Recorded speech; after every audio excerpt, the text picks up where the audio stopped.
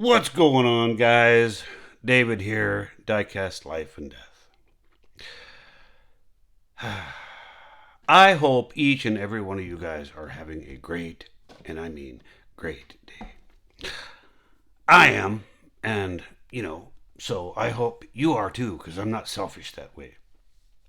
Um, we're going to do something a little bit different, and let me just move this a little bit. Um, so And I know, guys, every time you guys start one of my videos, we're going to do something a little bit different. We're going to do something a little bit different. It's becoming an over and over and over. But yep. Well, we are because my collection and my collecting style is different. Um, so, little Volvo 164E. Well, yep, that's what it says. Yep, it sure. Yes, it does. um, this company is, and I'm gonna murder this. And Diecast, dude, do not shoot me in the face, please. I know I'm gonna get this wrong. I'm gonna butcher it, but I believe it's pronounced Polistil. Company from obviously made in Italy. Um, So me and this little car here. Let me just go show you the bottom real quick, just in case you're interested. It's got some facts on the whatever, and you can freeze frame that if you'd like. But so this little car and I we have history, and I mean we have history. So while I'm gonna go ahead and take this out of the box. And while I do that, I'll go ahead and tell you some of the history. So, my father, well, before, I'm just going to show you this, and then I'm going to be taking it off of this, but they come on these little styrofoam L-looking things inside the box. But, so while I remove that, my father was in the Air Force, so I was a military brat my entire life as a child and as a young adult. I don't think I ever grew up, though. Yeah, maybe not. By the looks of still having all these cars, I would say probably not. But let me get back to the story. So this little guy, tilt her back down. This little guy, when I was in the 5th grade, and the reason why I was telling you that my dad was in the Air Force was that we were stationed at Fort Hood, Texas. And you say, Dave, you just said your dad was in the Air Force. Fort Hood is a army, and I mean an army base, guys. Yes, it is. Yes, it is. Well, my dad was the liaison officer between the Army and the Air Force at the time, and at that base. And so I had never been, I'd never experienced an army base before. It was different, totally different. But I digress, and I digress a lot. But back to this little car, back to the story. So I was in 5th grade, and I had, I remember my algebra teacher, Mrs. Henry, and I wasn't really good at algebra, guys. I'm not going to deny. And that's why I still remember her name. Evil. Hashtag evil. But so going back to this particular model, and the fact that we were on Fort Hood. Well, when we were on Fort Hood, um, there's a thing called the base exchange, and it's basically like the best way I can describe it to you guys is it's like a Target, but without the groceries. Now they had a commissary that was the grocery side, but the base exchange was was the like the Target. So you could buy clothes and shoes and stuff like that. And the base exchange carried these, and I'm not going to say it again. I will Polistil brand of cars, and I had never run into these before. Now I have 3 of these in my collection. I have this one, the first Honda before they called it the Civic. I don't even, yeah. and Volkswagen Super Beetle convertible cabriolet. Um, and what this was the first one that I had gotten. And my mom and dad would get these for me for like a birthday or a Christmas or something. This wasn't, it wasn't a 79-cent car, but, it wasn't a, $400 car. It was, it was probably, my guess was back in those days, this car was probably $14, $15, US. I don't know. I'm stabbing at that, so I apologize. But um, some neat features. Well, let me go back to this for a second. So the cars don't necessarily have the shiniest of paint jobs. And yeah, I know. We've gotten spoiled over the years with the way technology and the quality of the toys, but this was a very high quality toy. It was manufactured in 1974. So if that gives you any kind of time reference, but some really neat things on these cars that I'm going to show them to you. But one of the things, and I don't. They showed as a feature on the thing, but you're supposed to be able to move the windshield wipers, and I'm not sure I dig that whole thing. But hey, because you got to move one at a time, and how realistic is that? Um, but on the here, let me pick it up and move it into the frame here, so I can show you a couple of things.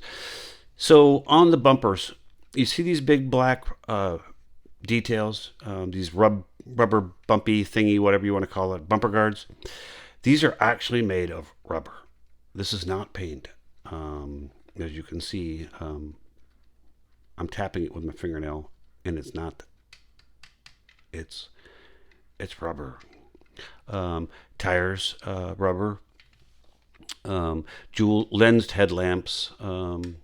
I was going to say the word jeweled, but twice Diecast. David might launch a rocket at me for saying that. So lensed headlights and yep, very detailed Volvo wheels. Opening hood. And remember, guys, chrome don't get you home. But hey, this is a toy. But just a neat little model. The back of the car. Same rubber bumper guards. Trunk opens. And what's interesting about this is if you look in the trunk, they have this well. And that's where the spare tire would be. But they took the time to mold the well. But yeah, there's no spare tire. But lensed headlights or taillights. The front doors open on this one. And something else that's unique about these cars, and I'm going to try and get in here and show you, but I'll do it on the passenger side here in a minute. But one of the things that got me really enamored about these cars was the back doors opened as well. And my mind was blown, guys. I mean, blown when, I like my cars. If you watch my videos, I like my cars as you would see them driving on the roads. And this car is definitely a Swedish box, but very original. I mean, I say original, very stock and very correct in its detailing of a Volvo 164. And here's a little fun fact, just a little fun fact for you guys. And I didn't know this until the other day. You see, it's called a 164E. Well, that's for fuel injection. It was einspritzt. Yep. Mm-hmm. So when you see a Mercedes with that, that's what it stands for. I'm not sure that's what it means on the Volvo because it's Swedish, but diecast dude, please don't lob a bomb at me. But the bottom of the car, just a neat model. And like I said, I've had this car since I was in the 5th grade. I got it brand new. The bumper has on the chrome has some, wearing on the finish, and that's just from age.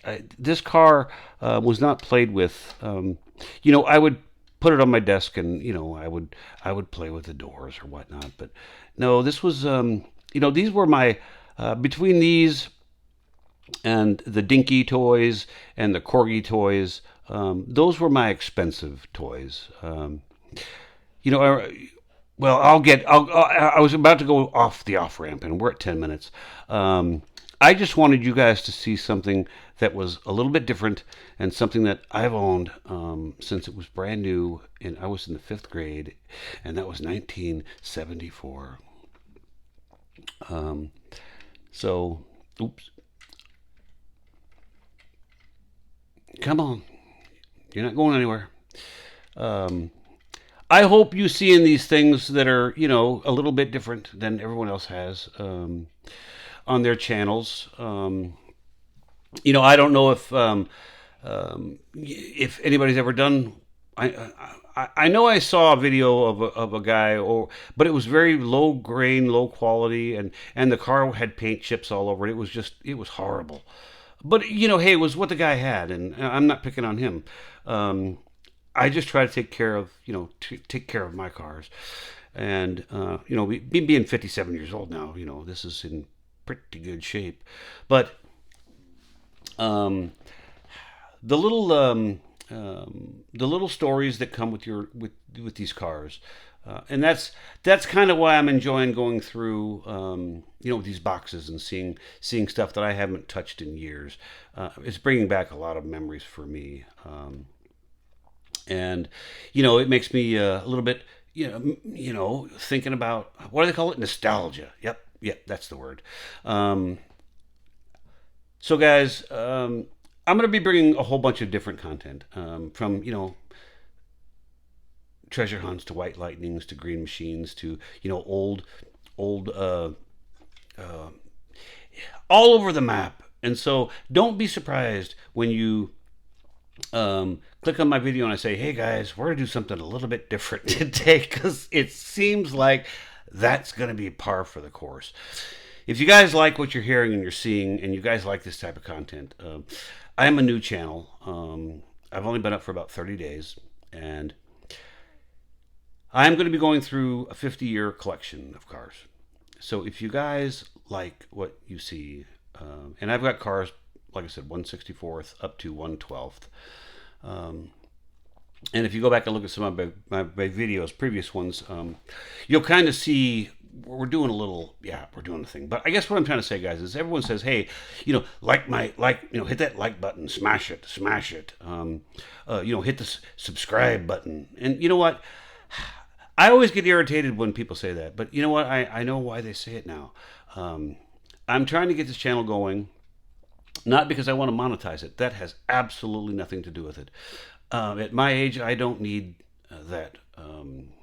I'm doing this because I want to share my collection, and I've been watching videos on YouTube for the past bunch of years, and watching the peg hunts and the whole thing, the unboxings, and I have enjoyed watching a lot of the videos, and I never once thought I would start a video channel. And when I moved back to Texas, and I finally got, all of these cars had been in storage for a long time, and I'm now going through the boxes in my new home, and I said, you know what? These things deserve to be seen. So if you, like I said, guys, if you like what you're seeing, and you like what you're hearing, please, by all means, subscribe, like, and I do thank you, all of you. I will see you on the next video, and you guys are all appreciated. We will talk to you very soon, guys.